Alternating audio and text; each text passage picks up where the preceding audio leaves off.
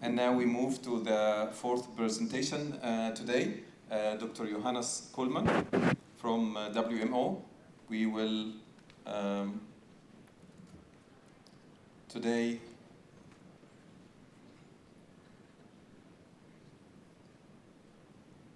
Dr. Johannes is a director for climate and water at the WMO.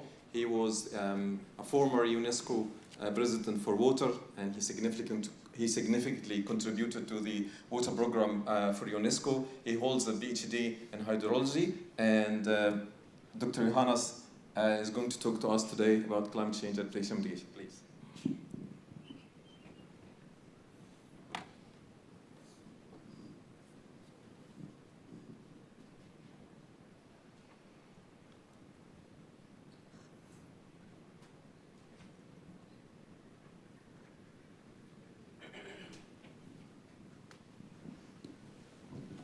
Yeah, thanks a lot for the introduction. Sabah al khair, I should say, in this setting here. Thank you for having the WMO invited to this event. I want to talk some issues about information and data in this context of climate change and water. I think Henk has alluded a lot to the relation between climate and water, and here is a picture of the IPCC 1.5 report that he has also referred to. What we can see in this picture is there's a lot of difficult to understand graphs. Oops, I need to go back and find the pointer. So there's a red circle, so there are two messages in this picture. There's a red circle around these areas that will have probably more difficulties in closing the gap between water demand and water availability. This here is from the CMIP, it's a compared model intercomparison project. And this is the best of knowledge that we have in terms of saying, okay, where will the water availability become more difficult in the future? And it's exactly around Africa and Central and South America, where we already have the problems. And the second message in this picture is in these gray fans that you see here. So the black lines are those mean value predictions. So in some areas we will have less water available, to make this story simple, and in some areas we will have more water available after precipitation and evaporation. But the message here is also that we have these broad uncertainty bands, and this is where we need really to make sure that Henk talked about the complexity of the problem. That's fine, but if the problem is so complex that we cannot do anything because we don't know where the future is, how shall we negotiate water treaties, or how shall we design intelligent infrastructure systems to cover this? So we need to address this uncertainty band here as well. And this will only work if we close the gap between climate and water, but also between monitoring systems and the operational application of forecasting products, or a value chain that goes from the monitoring to the application of a service or a forecast or a design support for future infrastructure. This here is from the NDCs. It is in the Paris Agreement. All the countries have said, okay, what are our main priorities in the context of adaptation to climate change? And you can see here, it is very clear the main priorities in the face of climate change are floods, droughts, and then come the higher temperatures. So floods, and in Africa, if you look at Africa, especially in this context, the droughts and the food security problem are the #1 issue that we face in the terms of climate change. So there is no solution to this without water management, and there is no solution to that without a regional and more integrated water management.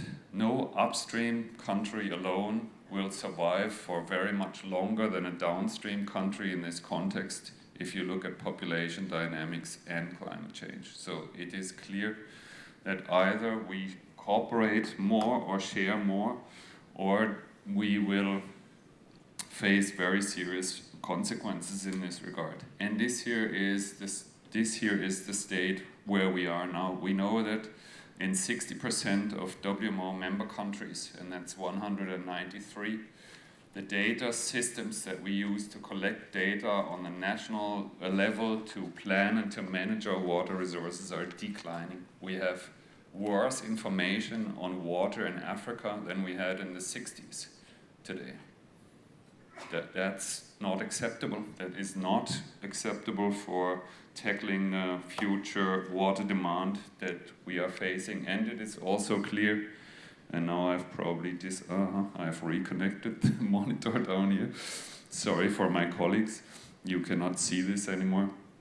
So also it is clear that most of us live in transboundary river basins, so there is no other choice but to do this together. I have disconnected the screens here somehow. So, oh, okay.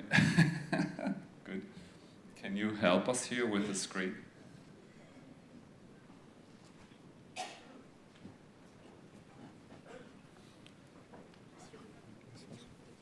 I think it's down here. I touched something here with my feet.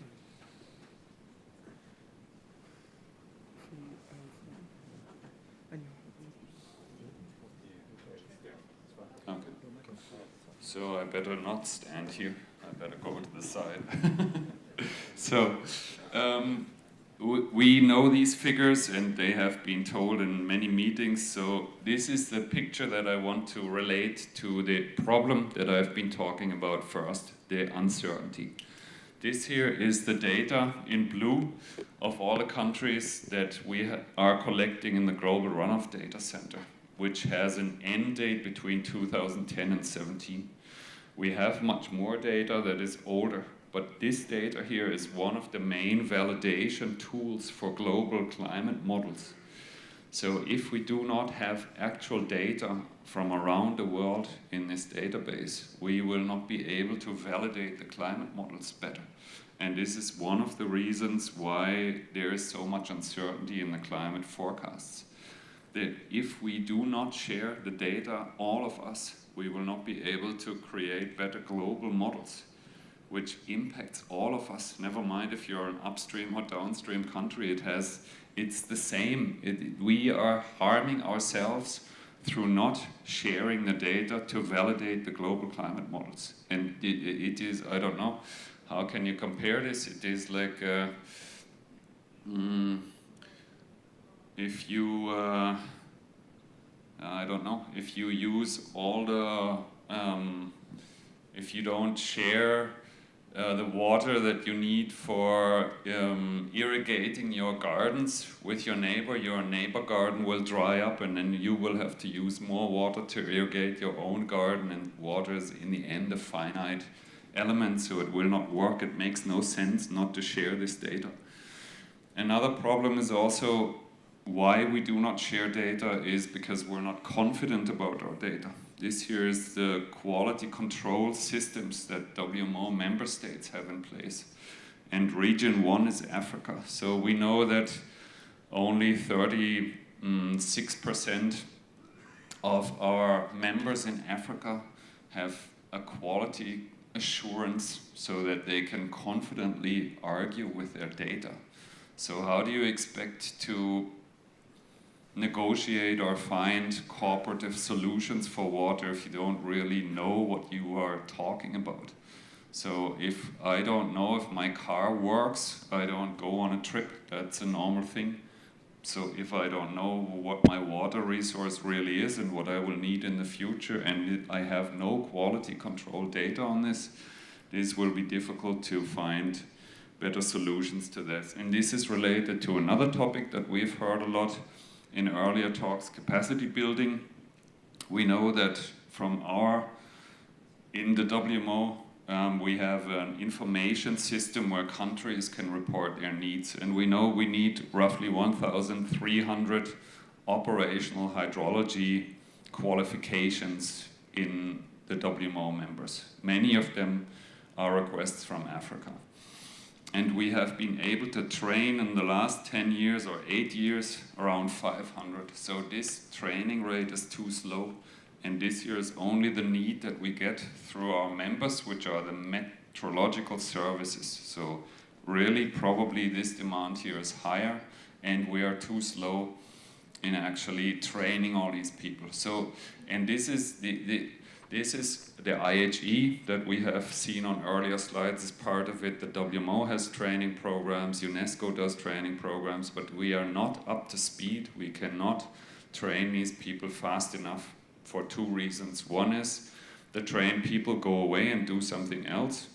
And the other reason is the trained people are not constantly in the loop. So we train them and then they do something, but then of course technology moves on, systems move on, and we are not able to maintain the training level of the people that we need to create local solutions, because there is no UN solution for the water problem, or no, I don't know, I'm German, there's no German company who can fix it for you, you need to do this yourselves.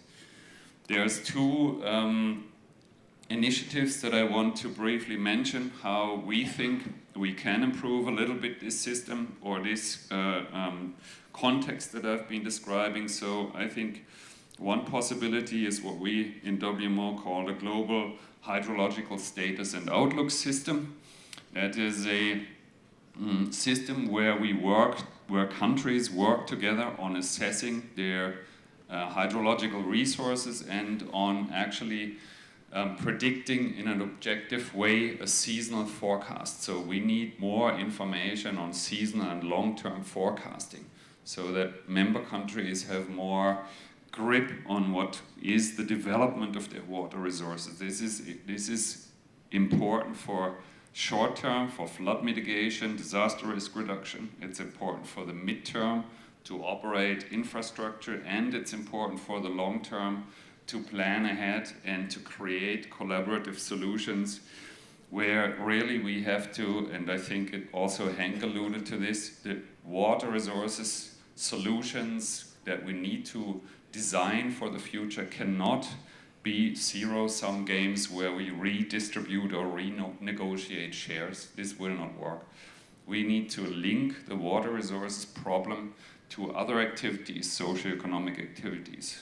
If we can do that, we can create an added value, and then it makes sense to have sharing agreements on these added values. If we still think the water problem is a cubic meter problem that needs to be resolved, we will probably run into a problem in the future. So this initiative here is the WMO member states who have decided to create this hydro status and outlook system, and you are of course all invited to inform and to take part in this system. Another initiative is called World Water Data Initiative. This comes from the high-level panel that Henk was a Sherpa, and it has been established under the leadership of the Australian government. And Australia is an interesting case because actually Australia is a continent. They should not worry so much about shared water resources or water data or so, because they can resolve everything in their own continent by themselves. But yet they have understood that they are dependent on their trading relations with other nations, with neighboring countries. They need to export goods and resources, so they are interested in how water works for other continents. It's not even their country, it's in another continent, but they have understood that that is important. So I can only really commend this Australian initiative, and this is now hosted by the WMO and the World Bank, where we try to produce more effective solutions to motivate people to share water data and to effectively use water data in their country. So we have some policy guidelines here, but as Henk has said, policy guidelines are no good if they're on a shelf. So now we need to really create the activity around what we have all written down and what we all know. And yet again, I think this can only work if we stop doing things for partial interest, because partial interest will kill people in Africa and around the world. This is also true for Europe. I am German, and the German government is now thinking about irrigation strategies for the eastern part of our country after the last 2 or 3 drought years that we had. So We need to change the game now, because what Hank said for water is even more critical for climate. We now have around 10 to 15 years to change our systems, how we operate. If we do not do this, we will very certainly fail the 2-degree target in the Paris Agreement. At the moment, with all the pledges that we have, and almost nothing is yet implemented, only what the countries have promised, we will come out at 3 or 3.5 degree global warming. And 3.5 degree global warming in 2100 will mean that in Africa, some places, the people will just have to move away. It will be too hot and too dry. If we do not invent nuclear fusion to have energy for free and pump and desalinate water as we will, then this will not work.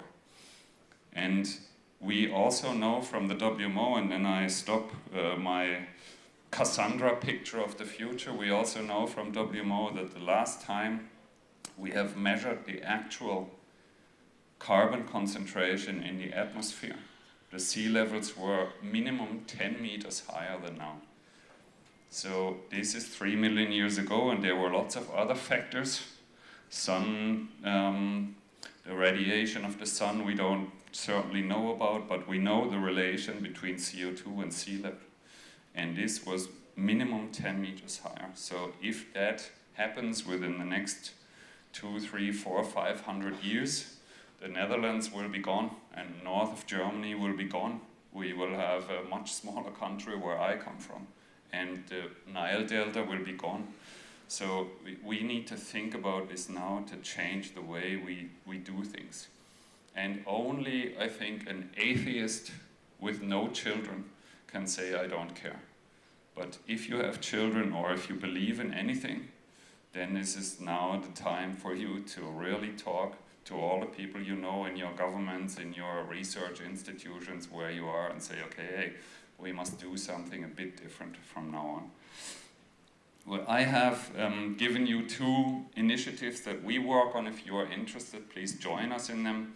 And there's also, of course, a lot of other positive stuff that goes on to find these solutions. And here I would like to stop.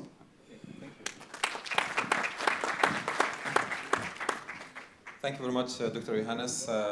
Yeah, we need to work together, and data is an issue, data availability, data sharing, and data quality.